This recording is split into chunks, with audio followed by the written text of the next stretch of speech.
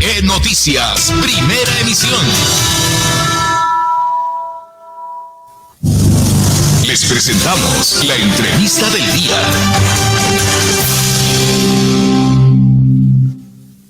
7:05 a.m. Vamos de inmediato a establecer un nuevo contacto en CRE Noticias Primera Emisión, y a esta hora ya nos acompaña la doctora Zaida Rovira Jurado. Ella es la defensora del pueblo subrogante. Sandra Grimaldi está en la ciudad de Guayaquil, quien le habla Fernando Cajo desde Quito.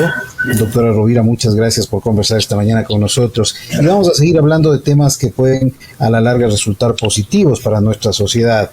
Ha enviado a inicios de esta semana un proyecto de ley sobre aborto en casos de violación a la Asamblea Nacional, a la Defensoría del Pueblo. ¿Qué les ha motivado? ¿Cuáles son los argumentos principales para presentar esta ley a consideración de la Asamblea Ecuatoriana? Doctora Rovira, bienvenida, qué gusto, muy buenos días.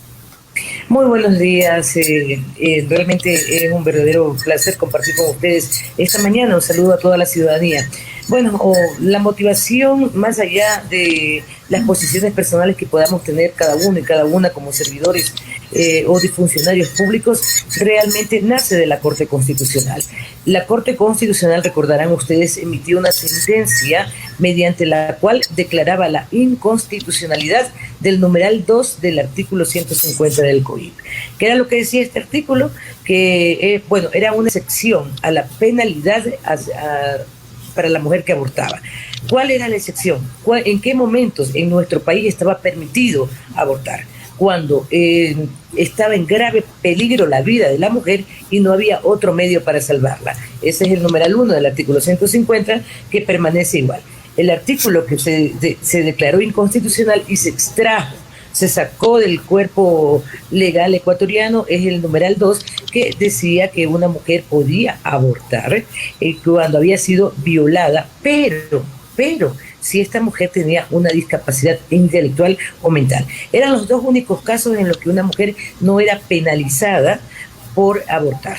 Entonces, claro, la Corte Constitucional declara la inconstitucionalidad, pero para poder instrumentalizar esta resolución, dispone que la Defensoría del Pueblo elabore en 2 meses un proyecto de ley junto con los colectivos sociales, con la sociedad civil. Y luego de esto, le dispone a la Asamblea Nacional que en un tiempo de 6 meses debata esta ley y pues la promulgue. Entonces, básicamente, ese es el motivo por el que la Defensoría del Pueblo plantea este proyecto de ley. Yo siempre digo que más allá que de una imposición de la Corte Constitucional, es el reconocimiento a todos estos años en que la Defensoría del Pueblo ha acompañado la lucha de mujeres y colectivos que defienden derechos de mujeres, niñas, niños y adolescentes, y sobre todo cuando hablamos de temas de violación, de violencia de género. Entonces, ayer, el día 28, el lunes 28, se cumplieron exactamente los 2 meses y hemos dado fiel cumplimiento a la disposición de la Corte Constitucional. Claro, esto es en el marco de la despenalización del aborto en nuestro país. Ahora, doctora Rovira, este cuerpo legal que ustedes han presentado a la Asamblea, ¿qué puntos trascendentales tiene respecto a este pedido hecho explícitamente por la Corte Constitucional de nuestro país? Bueno, la ley o el proyecto de ley, contempla 49 artículos, entre los cuales nos hemos fundamentado en el más amplio catálogo de derechos para las víctimas. El bien jurídico protegido en este proyecto de ley son las niñas, las mujeres, las adolescentes y toda persona con capacidad de gestar en nuestro país que haya sido violada, es decir, las víctimas de violación.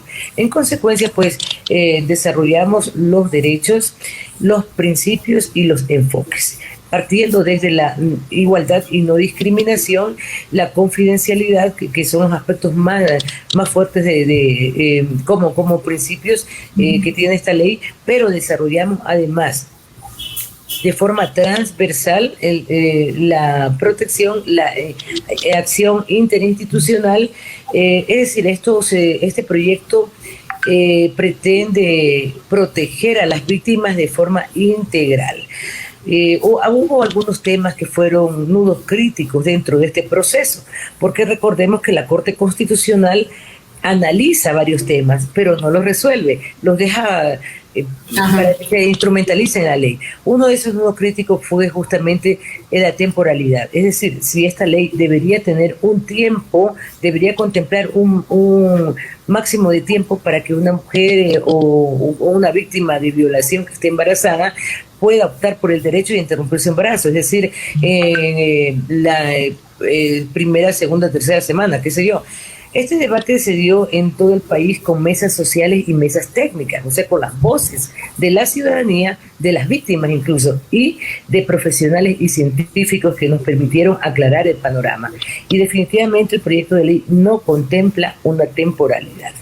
¿Qué significa eso? Que no hemos puesto un máximo límite para que una mujer pueda acceder a este derecho, sino más bien este es un tema que se debe tratar caso por caso, por eso es que no está en la ley. Es decir, con la niña, la adolescente, la mujer que ha sido violada debe tener su médico, médica tratante que le valore, que además la condición psicológica después de la violación, la propia condición de salud, la condición física. No sabemos qué daño haya causado, qué trauma ha causado la violación. En consecuencia, era imposible determinar una temporalidad para que esté tipificado como un máximo en que una víctima podría acceder a este derecho. Ese fue, creo, uno de los puntos más complejos que tuvimos. También el tema de los requisitos, ¿no? Acá lo que hay es un acompañamiento, el desarrollo de líneas para que se cumpla con lo que ya dice la normativa nacional, es decir, que cuando llega una víctima de violación, quien tiene que poner en conocimiento a las autoridades es el equipo médico que le atiende. Entonces, en ese sentido, lo que estamos haciendo es reforzando y además un seguimiento o lo que se propone en este proyecto es que se cumpla con aquello, que si la víctima presenta la denuncia, existe también el acompañamiento legal y el acompañamiento psicosocial, porque la mayoría de estos casos se quedan sin denunciar producto de los temores que tiene la víctima.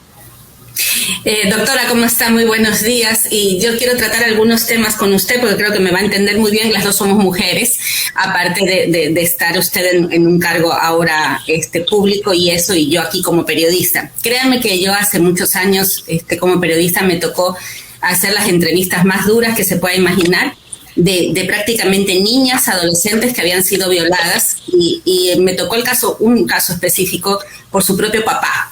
Y la niña estaba embarazada y no sabía si su hijo iba, o sea, mejor dicho, era obvio que su hijo iba a ser su hermano y su hijo. O sea, aberraciones como esta son impresionantes. Y también la barbaridad de que una persona sea violada.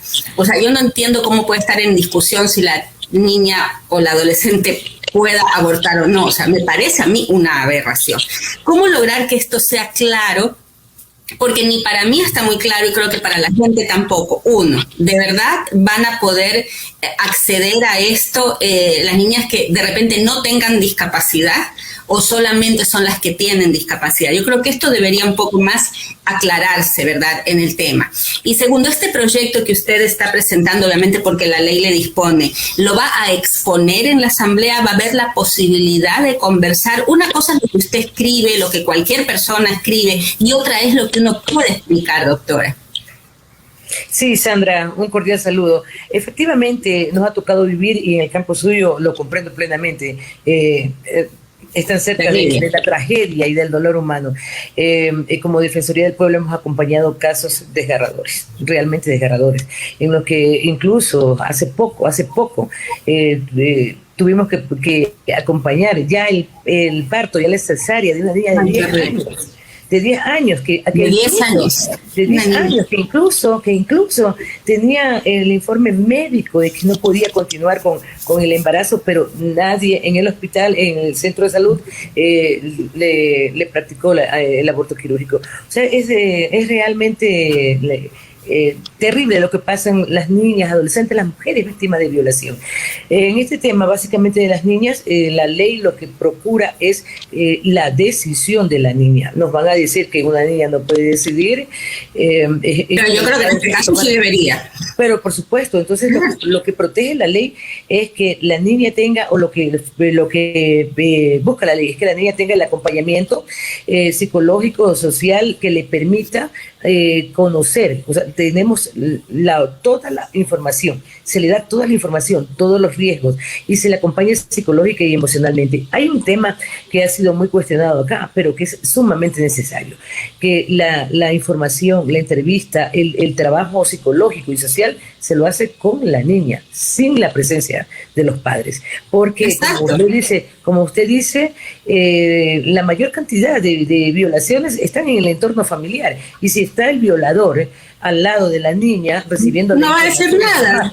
Jamás podrá, sí, jamás. Entonces, lo que estamos garantizando es que la niña tenga todo el espacio para que pueda, primero, conocer toda la información, para que pueda denunciar y para que pueda decidir, porque naturalmente que esta decisión no la puede tomar el agresor, y ni siquiera nos vayamos más allá, no la puede tomar ni siquiera el familiar, porque muchas veces los padres o los familiares cercanos están pensando en que es una... En salvarse ellos. Y salvarse ellos, y no en la víctima, que es la niña. Entonces, así por ahí hemos garantizado que no exista ninguna intervención de la familia en el proceso de información de decisión. Bueno, me comprometo también a hacerles conocer, a hacerles pasar el proyecto de ley para que ustedes también puedan valorar cada uno de los artículos, ¿no? Y sobre el otro tema, ¿me ayuda, Sandra? Otra lo va a exponer usted en la asamblea, va a conversar con los asambleístas, porque creo que es importante que este tipo de cosas lo conozcan. Es decir, y a mí me ha tocado casos, y me imagino que a usted también, en que la madre protege al marido y no a la hija, porque hay casos que son así. Lamentablemente son la mayoría de los casos. Sí. En que la propia madre esconde la violación y esconde el embarazo de la niña. Y claro, en esos casos la víctima es revictimizada, no solamente la violación, sino además es el entorno. Entonces, es muy complejo, y eso tenemos que explicarlo. Estoy segura además que la asamblea me va a llamar a comparecer por este tema. Ojalá para que lo puedan explicar. Ya les escuchamos, ya están diciendo que una consulta popular o que le van a rechazar toda. ¿Sabe lo que me preocupa a mí? Que se demore demasiado en establecer. Sí, empezamos conversando, hablando, entregan proyectos, va proyecto, viene proyecto, y resulta que se demora demasiado, y usted sabe que una ley que se la aplica tarde a veces ni sirve, pues. Es más, ya en todo este tiempo, ¿cuántas víctimas más habrán? ¿Cuántas víctimas más que tienen que callar, guardar silencio y ser revictimizadas? ¿Se les puede exigir plazos o no? La Corte Constitucional les dio 6 meses. Wow. Sí, 6 meses que para elaborar el proyecto, para los debates, realmente, para analizarlo y todo. Para el debate los pone a correr.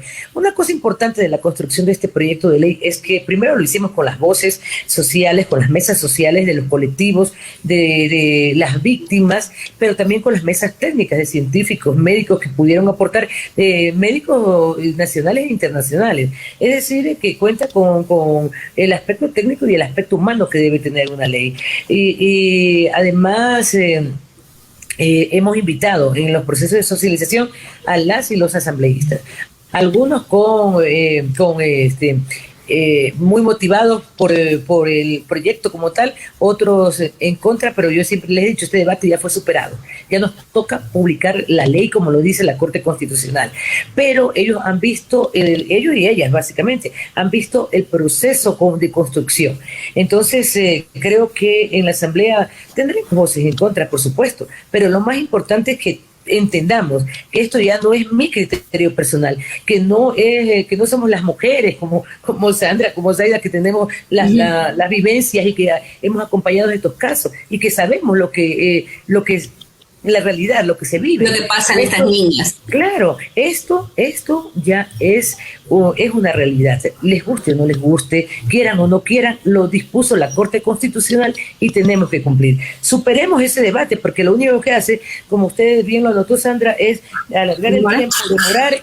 Le estamos permitiendo durante todo este tiempo que más niñas sean violadas. Ojalá tenga suerte y que la escuchen rápido y que resuelvan rápido, doctora. Ojalá. En tal caso estaré comunicándoles, estaré haciéndoles conocer cada paso que se dé en la Asamblea y también a través de nuestro director de comunicación les haremos llegar el proyecto de ley para que ustedes también puedan dar sus opiniones públicamente. Muchas gracias. Sin lugar a dudas que es un tema delicado, doctora Rovira. Gracias por haber accedido al diálogo con nosotros. Se nos quedan más preguntas en el tapete. Sí, yo quisiera seguir de largo toda la mañana. Sí. Vean, me comprometo en otro momento para poder discutir incluso temas ya particulares del proyecto. Es muy delicado el tema. Sí, así es. Sí. Claro, sí, porque una puntualización que yo quería hacer muy cortito, doctora, es de que en este tema delicado, en el cual incluso hay una práctica médica mala, una práctica médica escondida que se ha dado, ahora este proyecto veo que tiene un acápite en el cual el Estado debe garantizar al acceso universal y seguro de quienes puedan practicarse este tipo de situaciones ante lo que ha significado una violación y un posterior aborto en nuestro país. Y eso es un tema ya de sanidad, incluso en la nación. Lo que pasa es que ya es un tema de política pública, ya es responsabilidad del Estado. Verá, en nuestro país a diario paren 7 niñas a diario. Eso no podemos permitirlo, el Estado tiene que hacerse responsable. Ya dimos el primer paso con la resolución de la Corte Constitucional, ahora con este proyecto de ley, ahora está en manos de la Asamblea. Vamos a estar vigilantes, compareceré las veces que me llamen y además los colectivos sociales también estarán presentes en los debates. Doctora Rovira, muchas gracias y hubiéramos querido preguntarle otros temas, pero respetamos el tema de hoy y por supuesto nos comprometemos que más adelante, cuando ya sea tiempo oportuno, usted pueda pronunciarse sobre, por ejemplo, su calidad de subrogante. Veo que es la vicedefensora del pueblo. No le queremos incomodar, ha sido importante tocar este tema, pero nos queda debiendo ese. Ajá. Luego tratamos esos temas. Lo único que le puedo decir es que mi cargo titular es de vicedefensora. En el momento que se configura la ausencia temporal, tengo que subrogar, entonces soy defensora subrogante. Pero ahora es la claro.